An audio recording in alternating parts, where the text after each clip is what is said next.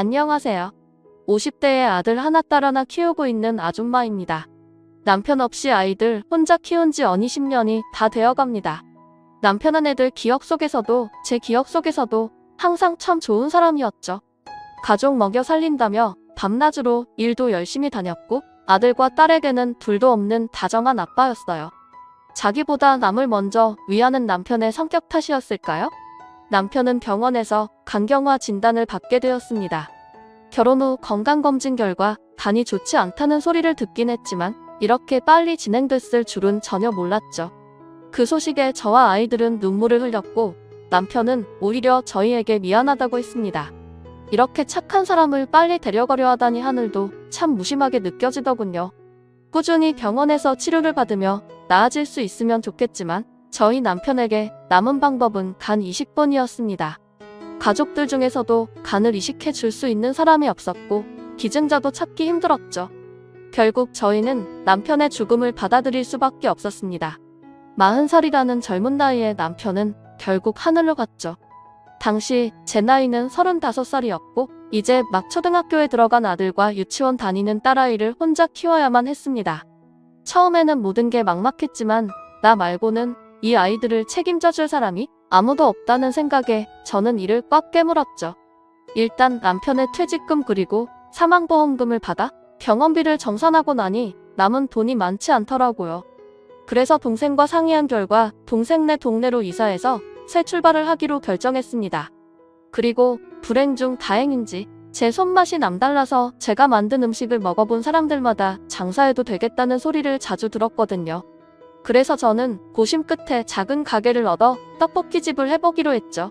일단 살던 집을 정리하고 남은 돈과 보증금을 합쳐서 작은 가게를 구했습니다. 집을 따로 얻을 돈은 부족해서 가게에 딸려있는 작은 방에서 세 식구가 살아가야 했죠. 대강 필요한 짐을 제외하고 버릴 건 버리고 차마 버리지 못하고 남은 물건들은 동생 집에 당분간 보관해달라고 부탁했습니다. 가게 이름은 아들인 재훈이와 딸인 효민이의 이름을 따고 손님들에 대한 감사한 마음을 담아서 재민이네 감사 떡볶이라고 지었고요. 가게를 오픈하자 그래도 손님이 제법 오더라고요. 역시나 떡볶이는 대한민국 사람이라면 남녀노소 누구라도 좋아하니까요.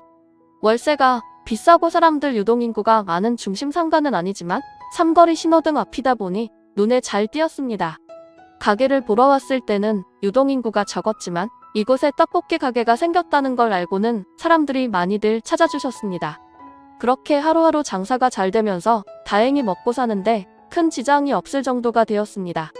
서울 도심지는 세상이 빨리 변하는 느낌인데 제가 이사 온 이곳은 상대적으로 빠르게 변하지는 않더라고요. 그 덕분에 한결같이 이곳에서 장사를 하며 아이들을 키울 수 있었습니다. 그리고 큰 회사 회계부서에서 일하는 제부 덕에 장사하면서 들어오고 나가는 돈을 정리해 차곡차곡 모을 수 있었어요. 많이 남은 달에는 500만 원씩 수익이 나기도 했죠. 제 생각보다 찾아주시는 분들이 많아서 떡볶이 가게와 살림집을 빠르게 분리할 수 있었어요. 손님들이 저희 가게 떡볶이를 찾는 건 맛도 맛이었겠지만 제 성실함이 빛을 발했다고 생각합니다. 가게가 좀 잘 된다고 해서 더 넓은 가게로 이사갈 생각하지도 않았고 늘 여는 시간과 닫는 시간을 칼같이 지켰어요. 눈이 오나 비가 오나 연중무죄로 떡볶이집을 영업했죠. 그 덕분에 손님들은 좋아했지만 저희 아이들은 많이 속상했을 거예요. 엄마 손잡고 어린이날이나 생일 때 소풍이나 놀이동산 그 흔한 외식도 제대로 못했으니까요. 제가 미안하다고 할 때면 투정도 부릴만 한데 일하는 엄마가 되려 힘들 거라며 고맙다고 힘내라고 응원해주는 아이들이었죠. 정말 큰 말썽 부리지 않고 사춘기도 남들에 비해 무난하게 지나간 애들이 얼마나 대견한 줄 몰라요. 그렇게 자식들의 열렬한 지지 덕분에 전 20년간 매일같이 이른 아침에 문을 열고 저녁 늦게 문을 닫을 수 있었어요. 집에 들어가서 제 생활을 가질 수 있었으면 좋겠지만 아무래도 혼자 일하다 보니 누워있는 시간도 아깝더라고요. 다음날 쓸 재료 손질해놓고 잠깐 눈 붙이는 시기였죠.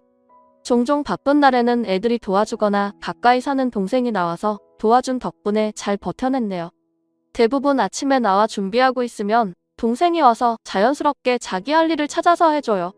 떡을 잘라준다든지 쓰기 좋게 배분해 놓는다든지 하며 언니 힘들다고 밑작업을 도와주고 집에 갔다가 점심시간이 되면 점심 식사를 팔아야 하니 동생이 한 번 더 도와주러 옵니다. 혼자 하기 벅찰 거라면서요. 떡볶이 외에도 간단하게 식사류도 팔다 보니 혼자 음식하고 계산하고 하면 정말 정신이 없거든요. 제 사정 알고 두 팔 걷어붙이고 도와주는 동생도 고맙고 점심시간마다 맛있다고 찾아와 주시는 손님들도 감사하네요. 하루 종일 북적이는 저희 가게의 손님 유형은 보통 이렇습니다. 오전에는 아기 엄마들이 와서 간식 겸 떡볶이를 먹으며 수다를 떨고 점심시간에는 택시 운전 기사님들이 오셔서 점심 식사를 하시고 오후엔 학교를 마친 초, 중, 고 학생들이 와서 떡볶이를 먹고 마지막에 저녁에는 퇴근 후 들려주시는 직장인들까지 아침부터 저녁까지 손님이 가득가득합니다. 이렇게 떡볶이를 사랑해주는 동네 단골 손님들 덕분에 행복하게 살아올 수 있었습니다. 그리고 요즘 들어 유치원생 손님들이 지나가다 컵 떡볶이를 한 번씩 사가는 걸 보고 너무 맵지 않을까 하는 걱정에 어린아이들도 마음껏 먹을 수 있는 떡볶이를 따로 만들어 놓기도 했죠. 아이들이 맛있다고 제잘거리는 모습이 어찌나 귀엽던지 우리 애들 어렸을 때가 떠오르기도 했지만 아이들이 빨리 결혼해서 손주를 먹이고 싶다는 생각도 들더군요. 그냥 단순히 아이가 예뻐서 한 행동이었는데 어린아이도 먹을 수 있는 떡볶이라고 소문이 났는지 아이 엄마 손님들이 유독 많이 늘었어요. 그렇게 단골 손님들도 많아지고 입소문이 널리 퍼졌는지 동호회나 회사, 교회, 학원 등 여러 곳에서 대량 주문도 많이 들어오네요. 한번 단체 주문이 들어오기 시작하니까 일주일에 두세 번은 단체 주문이 들어오더라고요. 이날도 회사에서 단체 주문이 있었죠. 혼자 감당할 수 없는 양일 것 같아서 학교 가기 전에 딸과 아들에게 도움을 청했습니다. 확실히 도와주는 사람이 있으니 준비 시간이 확 줄어들더라고요. 오늘 단체 주문하신 분은 단골 손님 중 한 분이셨죠. 맛도 맛이지만 불친절하면 안 되고 그리고 가장 좋은 방법은 손님들과의 적당한 대화가 중요하더군요. 단골로 만드는 데는 소통만 한 게 없습니다. 이 손님은 이 동네 분은 아니셨어요. 처음 오신 날 잔뜩 사가셨는데 그 뒤로 며칠 연속으로 떡볶이랑 튀김이랑 순대 등등 여러 메뉴를 10인분 넘게 사시길래 손님에게 물었죠. 아니, 매일 무슨 떡볶이만 이렇게 많이 사가세요. 저는 장사가 잘 돼서 좋지만요. 제가 하나 꽂히면 질릴 때까지 먹는 편이라서요. 주문하신 음식을 준비해드리며 몇 마디 더 이야기를 나눴는데 저희 가게에서 차로 15분 거리 떨어진 곳에 있는 회사 사장님이라고 말하시더군요. 회사 직원이 한 번 떡볶이를 포장해서 간 적이 있는데 그 이후로 저희 집 떡볶이 맛에 꽂혀서 찾아오셨다고 했습니다. 본인도 본인이지만 회사 직원들도 무척 좋아한다며 한 번 오실 때마다 많이 사가셨고 그만큼 저도 아낌없이 서비스를 해드렸죠. 그리고 그 손님과 대화를 하는 것이 무척 즐거웠어요. 대화도 편하고 공통점도 있었으니까요. 그 손님도 저처럼 남편을 먼저 떠나보내고 사업을 하게 되었다 하시더군요. 저는 그분처럼 회사를 일군 건 아니지만 남편을 떠나보내고 혼자 장사하는 점이 비슷하다고 생각했는지 서로에게 공감대가 있었죠. 그리고 항상 단정한 머리와 틀어짐 없는 복장이 무척 인상적이었습니다. 제 또래 같은데 멋지게 사는 것 같았어요. 하지만 장사하면서 항상 좋은 일만 있는 건 아니잖아요. 좋은 손님도 많이 있지만 힘든 손님은 어디나 있죠. 그 중에서도 제일 까다로운 손님은 동네 젊은 엄마들이에요. 물론 대부분 엄마들이 그런 건 아니에요. 하지만 꼭 힘들게 하는 무리들이 한 번씩은 나타나더라고요. 물론 무리지어 다니는 걸 뭐라는 건 아닙니다. 그런데 왜 그런지 4~5명끼리 와서 떡볶이 1인분에 어묵 1인분 시키고 두세 시간을 앉아서 이야기하고 가곤 하죠. 사람이 없을 때는 그렇게 있어도 괜찮은데 문제는 사람이 많을 때입니다. 그 손님들이 다 먹고도 몇 시간 동안 자리를 차지하는 바람에 손님을 못 받는 경우도 많거든요. 다른 손님들이 줄을 서서 기다리고 자리가 없다는 이야기를 큰 소리로 말해도 들은 척도 안 해서 결국 제가 직접 부탁을 드렸습니다. 저 다 드셨으면 자리 좀 비워주실 수 있나요? 밖에서 다른 손님들이 기다리는데 자리가 없어서요. 라고 말하니 그중 아이 엄마 하나가 얼굴이 시뻘개져서 말하더라고요. 우리도 손님이에요. 떡볶이랑 어묵 먹었잖아요. 우리가 나가기 전에 나가라고 하면 안 되죠. 이미 다 드셨잖아요. 아까부터 밖에서 기다리는 손님도 계시는데 다 드셨으면 자리 좀 비켜주세요.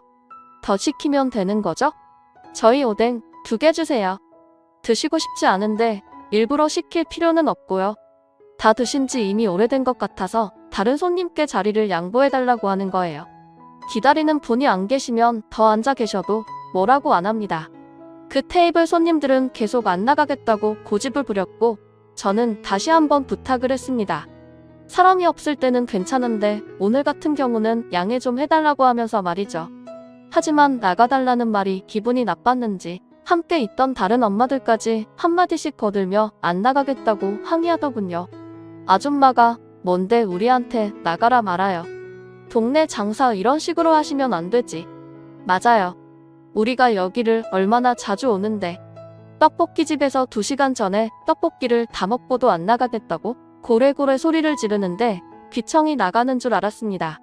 뭐라 달래도 고집을 비우며 계속 쏘아붙이니 괜히 건드렸나 후회하고 있는데 옆에서 떡볶이를 먹던 학생이 혼자 말인 척 큰 소리로 말하더군요. 아우 시끄러워. 다 먹었으면 좀 나가지. 이 아줌마들 애들 하원버스 올 때까지 여기 죽 때릴 생각인가 보네. 이 학생들뿐만 아니라 다른 손님들도 이쪽을 보며 불편해 하더라고요. 이런 경우는 처음이라 어쩔 줄 몰라 하고 있는데 학생의 말에 기분이 상했는지 이번에는 그 학생에게 불똥이 튀겼습니다. 학생 지금 뭐라 그랬어? 우리가 여기에 있어서 학생이 뭐 피해본 거라도 있어? 지금 아줌마들 시끄럽게 굴어서 제대로 못 먹겠다고요. 뭐? 이 학생 말하는 것 좀 봐. 부모가 어떻게 가르쳤으면 어른 공경도 할 줄 모르고 와 아줌마 자식 어떻게 클지 보이네요. 요즘 아줌마들 같은 사람들을 뭐라고 하는 줄 아세요? 학생들이 지지 않고 대들며 한 말에 자극을 받았는지 애기 엄마들은 학생에게 삿대질까지 해가며 소리를 지르더군요. 고작 6테이블이 있는 작은 가게가 순식간에 난장판이 되어버리고 전 애기 엄마들과 학생들 사이에서 어떻게든 진정시키려고 했죠. 그때 아주 큰 소리가 났습니다. 순식간에 가게 안에 있던 사람들의 시선은 그쪽으로 쏠렸고 시선을 집중시킨 사람은 단골 손님인 여사장님이었습니다. 식당에서 취식행위가 끝나면 자리를 비워주는 건 당연한 것 같은데 그런 상식을 모르시는 건가요? 아니면 알면서도 이러시는 건가요? 당신이 뭔데 끼어들어요? 나 여기 단골 손님인데 올 때마다 빈 접시 놓고 앉아있는 걸 많이 봐서요. 아줌마보다 우리가 더 자주 오는 단골이거든요? 참견 말고 조용히 떡볶이나 드시죠. 단골.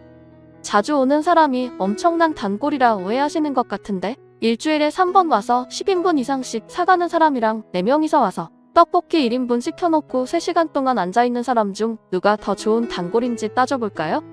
참나 지금 돈 많이 쓰는 손님이라고 갑질하는 거예요? 갑질은 지금 아줌마들이 하는 거죠. 5,000원어치 시켜놓고 3시간 동안 앉아있으면서 다른 손님이 와도 자리 안 비켜주고 어묵 국물 리필하며 버티고 있는 당신들이 하고 있는 게 갑질 아닌가요? 오, 다 맞는 말씀. 팩폭 죽인다. 단골 사장님과 아이 엄마들의 신경전이 이어졌지만 사장님이 전국을 콕콕 찌르자 별말을 못하더군요. 잠시 정적이 흐를 때 아까 싸웠던 학생들이 박수를 치면서 사장님의 말솜씨에 감탄하면서 웃었고 결국 애기 엄마들은 5,000원을 탁 소리가 나게 내려놓으며 말하더라고요. 우리 여기 다시 안 올 거예요. 아줌마 후회할 줄 알아요. 우리가 얼마나 마당발인데 이 동네 소문 다 내서 망하게 해줄게요. 소리치고는 나갔습니다. 상황은 일단락됐지만 가게 꼴이 말이 아니었어요. 일단 취식하고 계시는 손님분들이 있으니 서둘러서 치웠고 전 단골 사장님에게 감사 인사를 했죠. 그러자 그분이 들여 저에게 사과를 하시더군요. 소란스럽게 해서 미안합니다. 아니에요. 오히려 쫓아내 주셔서 감사하죠. 이런 상황을 제대로 정리 못한 제 잘못이에요. 이런 일에 휘말리게 해서 드려 죄송하네요. 저런 사람들 그냥 안 받는 게 이득일 거예요. 갚지 않은 사람들은 손님으로 생각하지 마세요. 하며 오히려 절 위로해 주기까지 했죠. 단골이었던 학생들도 그 사장님에게 말하더군요. 아줌마 진짜 멋있어요. 그래? 아줌마 멋있었어? 라고 멋쩍게 웃어 보이더니 제가 수습해야 하는 일인데도 본인이 소란스럽게 해서 미안하다며 매장 안에 계신 손님들 음식값과 또 떡볶이와 이것저것 해서 15인분을 포장한 값을 지불하겠다고 하셨습니다. 아이고 사장님, 이러지 마세요. 제가 드려야죠. 도와주셨는데. 아니에요. 소라는 제가 피웠는 거려. 이렇게 안 하면 죄송해서 못 잘 것 같아요. 하며 끝까지 10만 원을 내려놓고 도망치듯 나가시더군요. 그날 이후로 전 그 단골 사장님과 더 친해졌습니다. 그러다 보니 서로 살아온 이야기까지 주고받게 되었죠. 사장님은 어떤 날은 와서 제가 살아온 이야기를 들으며 찔끔찔끔 눈물을 흘리기도 하고, 어떤 날에는 단골 사장님이 살아온 이야기를 듣다가 제가 펑펑 울기도 했네요. 과부의 마음은 과부가 안다고 혼자 얼마나 힘들었는지 알기 때문에 더 가슴이 먹먹했습니다. 남편 죽고 일만 하다 보니까 친구도 하나도 없어요. 같이 일하는 직원들은 있지만 젊은 사람들이 나이 먹은 사람 살아온 이야기 듣는 거 좋아하나요? 내 딸도 내 마음을 모르는데 그래도 사장님 자식들은 엄마 마음을 많이 이해하는 것 같아요. 애들 정말 잘 키우신 분 같네요. 라며 엄마로서 최고의 칭찬을 해주더군요. 누군가 그동안 힘들었던 세월을 알아준다니 모두 보상받는 느낌이었죠. 만년에 좋은 친구도 생기고 저는 확실히 인복이 있는 사람인 것 같았어요. 그러니 이렇게 좋은 사람들이 찾아와 떡볶이로 아들, 딸 잘 키워서 모두 대학에 보낼 수 있었겠죠. 그리고 아들은 무사히 대학까지 졸업을 하고 재작년에 좋은 회사에 취직을 했습니다. 물론 아이들은 사춘기 시절에는 친구들 앞에 엄마가 떡볶이를 파는 것을 부끄러워했던 시기도 있었지만 1, 2년간의 사춘기가 무사히 지나가고 난 뒤로는 주말이면 저희들이 번갈아 가며 가게에 나와서 엄마를 도와주는 착한 아이들이에요. 그런데 아들은 요즘 같은 회사에서 만난 아가씨와 연애 중이라 예전만큼 가게 일을 도와주지 못했죠. 아들이 가게 일을 도와주는 것보다 장가가는 것이 더 중요했던 저는 가게에 나오지 말고 데이트하러 나가라며 등을 떠밀기도 했네요. 그리고 아들이 연애한 지 1년 정도가 됐을 때 두 사람은 결혼하기로 했다 했고, 지난달에는 고운 며느리 감을 데려와 저와 딸에게 인사를 하고 갔죠. 그러나 저는 며느리 감이 인사를 다녀가고 난 뒤 마음 한켠이 무거워졌습니다. 오빠 데려간다는 사람이 다 나타나고 정말 착한 사람인가 봐. 엄마 오빠는 빨리 장가 보내고 우리 둘이 살자. 어두운 제 표정을 본 딸은 혹시라도 며느리가 마음에 안 들어서 그러는 줄 아는지 그 아가씨 편을 열심히 들더군요. 하지만 제가 걱정하는 부분은 며느리 될 사람의 집안이 꽤 부잣집인 것 같다는 것이었습니다. 며느리가 살고 있다는 지역은 시세를 대충 들어보니 저희와 다르게 엄청 비싼 곳에서 살고 있었으니까요. 우리 집에 와 보고 많이 실망했을 수도 있고 아빠 없이 자랐다고 무시당하는 거 아닐지 걱정됐습니다. 그리고 아들과 딸 시집장가 보낼 때를 대비해 통장에 꽤 많은 돈을 모아놨다고 생각했는데 저런 집안의 아가씨면 턱없이 부족하겠구나 싶어 한숨만 나오더군요. 그래서 동생에게 이 고민을 털어놓으니 동생은 절대 그런 일 없을 거라며 호언장담을 하더군요. 아이고 별 걱정을 다해. 재훈이가 그런 아가씨 데려왔으려고. 그리고 집안 차에 어쩌고 하면 내가 도와줄 테니까 걱정하지 마 하면서 상견례 때 입을 옷은 있냐고 해서 딸에게 가게를 맡기고 오랜만에 백화점에서 옷 한 벌 사 입었습니다. 동생이 함께 가서 골라줬는데 무척 곱더라고요. 동생은 새 옷 입고 어깨 펴고 당당하게 행동하라고 했지만 어쩐지 자꾸 주눅이 드는 것은 어쩔 수 없었습니다. 그렇게 걱정스러웠던 상견례 날짜가 잡혔고 예약 식당도 고급스러운 한정식 집이라 전날에는 잠도 제대로 못 잔 것 같아요. 동생은 가게 걱정은 말고 잘 다녀오라고 했습니다. 아들은 여자친구와 그곳으로 온다고 했고 저와 딸은 미용실에서 머리도 한 뒤 단정하게 차려입고서 예약된 식당으로 향했습니다. 이런 고급 식당은 처음이라 어쩔지 몰라서 당황하는데 딸이 평상시처럼 행동하라고 저를 잡아주더군요. 최대한 평정심을 찾아서 직원이 안내하는 방 앞에 섰죠. 그리고 미닫이 문이 열리자 안에 계신 사람들이 벌떡 일어나서 저를 맞이해 주시더군요. 저도 고개 숙여서 처음 뵙겠습니다 하고 인사를 했는데 고개를 드는 순간 벌어진 입을 다물 수가 없었습니다. 낯익은 사람이 그곳에 서 있더군요. 바로 저랑 친구이자 단골인 여사장님 말이죠. 사돈 어서 오세요 하며 밝게 웃으면서 저를 반겨주는 단골 사장님에게 간신히 말할 수 있었습니다. 아니 사장님이 여길 어떻게. 제가 미연이 엄마 되는 사람입니다. 저는 그 말에 어쩔 줄 몰라 허둥지둥했네요. 제가 부잣집 딸이라는 말에 기가 죽어서 며느리들 사람의 얼굴을 제대로 보지 못했더군요. 아들 여자친구의 얼굴에 단골 사장님의 얼굴이 많이 보였는데 말이죠. 아휴, 제가 알아보지도 못하고 그동안 그 사장님에게 말한 내 과거 이야기 등이 머릿속을 빠르게 지나가면서 민망하기도 하고 혹시 내 아들 흠잡힐 짓을 한 건 아닌가 하는 걱정이 되기도 했죠. 하지만 그런 생각에 빠져있는 저를 보고 사장님은 말씀하시더군요. 저희 미연이 마음에 드시면 결혼 진행시키시죠. 저는 재훈이가 제 사위가 되는 것도 사장님이 제 사돈이 되는 것도 대환영입니다. 사돈처럼 인정스럽고 복 많으신 분이 어디 있을까요? 제 딸 많이 부족합니다. 그런데 다른 건 몰라도 절 닮아서 사람 보는 눈은 아주 좋아요. 그러니까 재훈이를 바로 잡은 거죠. 허허허 하며 호탕하게 웃으시더군요. 이야기를 들어보니 처음에는 사장님도 몰랐다고 했습니다. 재훈이가 인사 왔을 때 집안 이야기를 하다가 자신이 자주 찾는 떡볶이집 아들이라는 것을 알게 되었다고 하더군요. 사돈은 저와 지난 과거 이야기를 나눈 것도 많고 시어머니 되는 사람이 나와 같은 사람이라면 안심할 수 있겠다 생각했다고 하네요. 어찌 보면 딸 시집 보내기 전 저와 비슷한 고민을 하신 거겠죠. 저는 사돈이 재훈이 어머니라는 걸 아는 순간 이 결혼 찬성이었습니다. 물론 저도 반대할 이유는 없었어요. 사돈의 인품은 지난 시간 동안 충분히 알 수 있었으니까요. 제 걱정과 달리 좋은 사돈을 만나 아들과 며느리는 바로 결혼을 했습니다. 아들이 결혼할 때 보태주려고 돈을 모아뒀지만 아이들은 자신들의 힘만으로 하겠다며 아무 도움도 받지 않는다고 단호하게 말해서 사돈과 저는 그냥 예의 차원에서 서로 비슷한 수준의 선물만 주고 받았습니다. 그리고 결혼식은 주례가 없는 결혼식으로 했습니다. 요즘 그렇게 많이 한다고 하더군요. 둘 다 아버지가 없던 아이들이었기에 엄마들이 성혼선언문과 축사를 읽어주기로 했는데 말주변이 없는 전 성혼선언문을 낭독했고 사돈이 축사를 읽었죠. 그리고 그 축사 중에 가장 인상 깊었던 부분이 있었습니다. 혼자 키운 딸 미연이가 이렇게 귀한 집안과 인연을 맺을 수 있게 되어 진심으로 영광입니다. 저 역시 사위 재훈이를 아들처럼 보듬어 주겠습니다. 그 말에 저는 눈물을 흘렸습니다. 저도 이렇게 좋은 인연을 맺을 수 있어서 영광스러웠죠. 사돈의 축사를 들으며 무척 행복했습니다. 그렇게 아들러의 결혼식이 끝나고 전 다시 일상으로 복귀했고 여전히 떡볶이집을 하고 있습니다.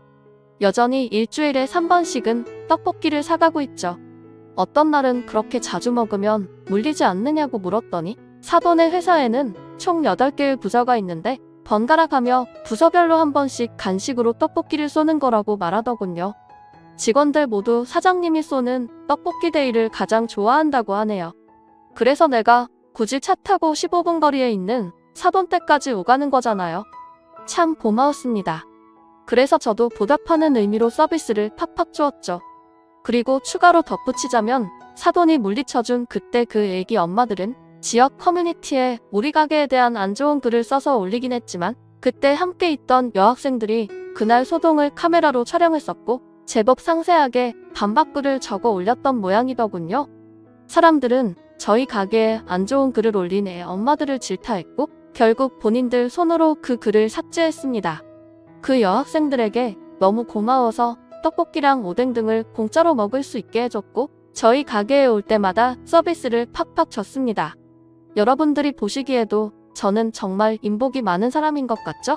언제까지 떡볶이집을 할 수 있을지 모르겠지만 할 수 있는 그날까지 저는 이 자리에서 감사하는 마음으로 떡볶이를 만들고 있을 겁니다. 지금까지 제 사연을 들어주셔서 감사합니다.